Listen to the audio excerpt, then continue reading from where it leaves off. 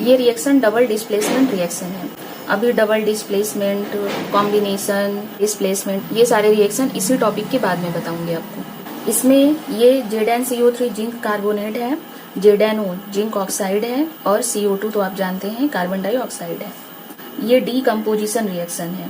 एक मेटल एक जगह से हटकर डिस्प्लेस होकर दूसरी जगह जाकर ऐड हो जाता है, उसी को बोलते हैं डबल डिस्प्लेसमेंट रिएक्शन। इस रिएक्शन को बैलेंस करते हैं। Zn 1 है, इधर भी 1 है, कार्बन इधर 1 है, इधर भी 1 है, ऑक्सीजन इधर 3 है, इधर भी 3 है। बस यही चाहिए आपको, ये इक्वेशन बैलेंस है। ये डीकम्पोजिशन रिएक्शन है। डीकम्पोजिशन में ये होता है कि डीकम्पोज हो जाता है, मतलब एक तरीके से कहें तो टूट जाता है। तो यहाँ ZnCO3 है, रिएक्शन होने के बाद ये ZnO और CO2 में डीकम्पोज हो गया, टूट गया। Mg मैग्नीशियम है, HCl हाइड्रोक्लोरिक एसिड है, MgCl2 मैग्नीशियम क्लोराइड है, H2 हाइड्रोजन गैस है। इसको बैलेंस करते हैं। Mg 1 है, इधर 1 है, Cl इधर 1 है, इधर 2 है, यहाँ 2 लिख देते हैं। Cl 2 हो गया, H इधर 2 है, यहाँ भी 2 हो गया। ये इक्वेशन बैलेंस हो गया। जिंक, Zn जिंक है, HCl हाइड्रोक्लोरिक एसिड है, ZnCl2 जिंक क्लोराइड है, और H2 गैस है। इसमें जिंक इधर 1 है, इधर 1 है, इधर Cl 1 है, इधर Cl 2 है, यहाँ लिख देते हैं 2, Cl 2 हो गया, और हाइड्रोजन इधर 2 है, इधर 2 है। ये इक्वेशन भी बैलेंस हो गया। HgO मरकरी सेकेंड ऑक्साइड है। जो सेकेंड है Hg का ऑक्सीडेशन नंबर है, जो कि आप आगे की क्लास 11th में बहुत अच्छे से पढ़ेंगे, सबका ऑक्सीडेशन नंबर निकालेंगे।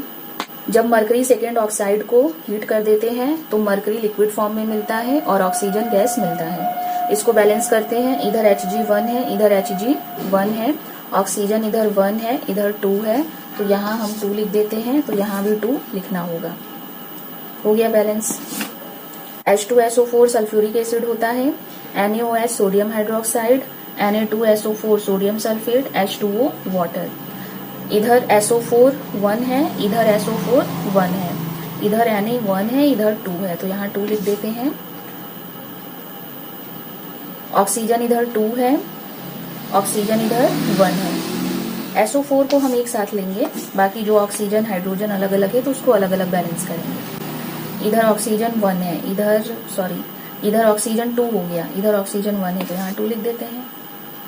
हाइड्रोजन इधर 2 2 जा 4 है, यहाँ पर 2 और इसमें से 2 2 2 जा 4 हो गया ये इक्वेशन बैलेंस। Hg मरकरी होता है, जो कि एक मेटल है, लेकिन रूम टेम्परेचर पर ये लिक्विड फॉर्म में होता है। जो थर्मोमीटर आप यूज करते हैं फीवर को मेजर करने में या लेबोरेटरी में टेम्परेचर को मेजर करने में, उस थर्मोमीटर में मरकरी ही भरा रहता है। मरकरी इसलिए भरा जाता है क्योंकि मरकरी टेम्परेचर के लिए बहुत ही सेंसिटिव है। अगर 1 डिग्री सेल्सियस का टेम्परेचर भी इंक्रीज होगा या डिक्रीज होगा ना, तो थर्मोमीटर में आपको शो करेगा। इतना सेंसिटिव और कोई भी मेटल टेम्परेचर के लिए नहीं होता है।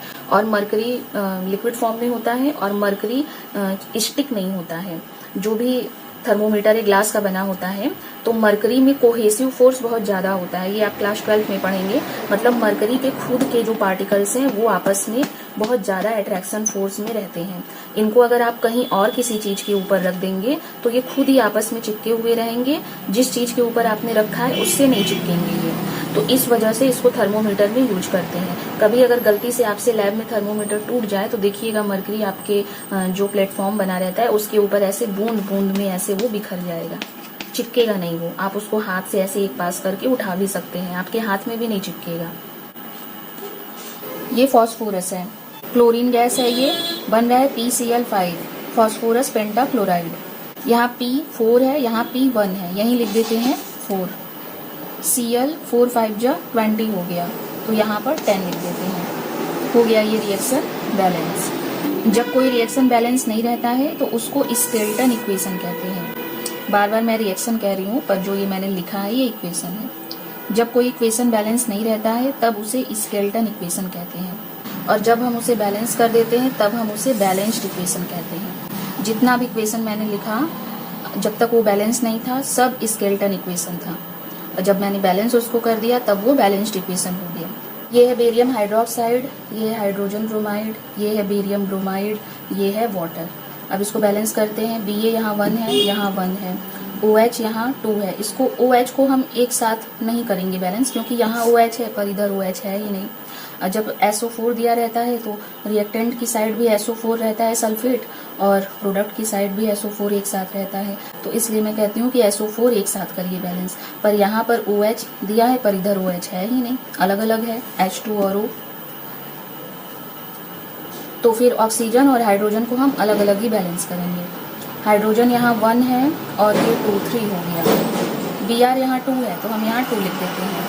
अब जो हाइड्रोजन है 2 और 2 इससे 4 हो गया, तो यहाँ 2 लिख देते हैं। तो इधर 2 और 2 4 हो गया, यहाँ भी 2 2 जा 4 हो गया।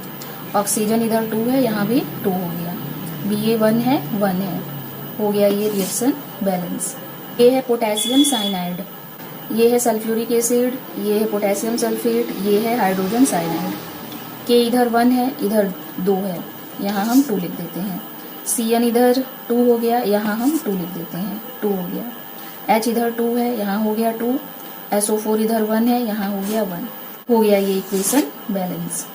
Al एल्यूमिनियम का सिंबल है, HCl हाइड्रोक्लोरिक एसिड होता है, AlCl3 एल्यूमिनियम ट्राइक्लोराइड होता है, H2 हाइड्रोजन गैस। इधर 1Al है, इधर भी 1Al है, यहाँ पर हाइड्रोजन 1 है, इधर 2 है, यहाँ Cl3 है।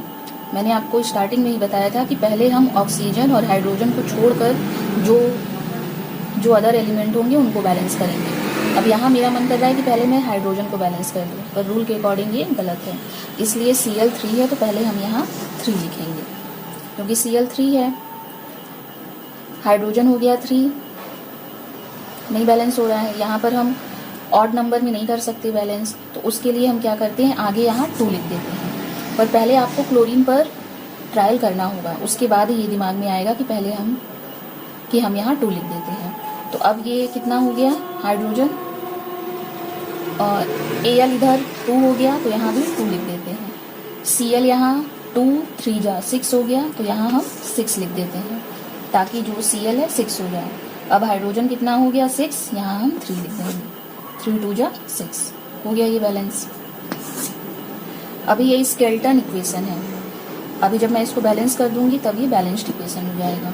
CH4 मीथेन होता है, O2 ऑक्सीजन होता है, CO2 कार्बन डाइऑक्साइड होता है, H2O वाटर होता है। कार्बन इधर 1 है, इधर भी 1 है, ऑक्सीजन इधर 2 है, इधर 2 और 1 3 है, हाइड्रोजन इधर 2 है, इधर 4 है। तो कार्बन तो बैलेंस है, कार्बन के बाद हम ऑक्सीजन को बैलेंस करेंगे, हाइड्रोजन को सबसे लास्ट में बैलेंस करते हैं। ऑक्सीजन है 2 और यहाँ पर 1 है, यहाँ हम 2 लिख दें, तो ऑक्सीजन 2 और 2 4 हो गया, यहाँ 2 लिख दिए। हाइड्रोजन देखिए अपने आप बैलेंस हो गया, यहाँ 4 है तो यहाँ भी 4 हो गया। ये स्केलेटन इक्वेशन भी बैलेंस हो गया। यहीं पर मैं बैलेंसिंग को एंड करती हूँ। मैंने बहुत सारा आपको बताया, मुझे उम्मीद है कि अभी तक आप बैलेंसिंग करने में मास्टर हो गए होंगे, और अगर नहीं हुए हैं तो स्टार्टिंग से वीडियो को फिर से देखिए और फिर से करिए, खुद से कॉपी में लिखकर उसको बैलेंस करिए। फिर भी अगर कोई ऐसा इक्वेशन है जिसमें अगर प्रॉब्लम हो रही है तो आप कमेंट करिए, उसमें इक्वेशन का नाम लिख दीजिए, मैं उस पर क्लियर वीडियो बनाकर डाल दूँगी।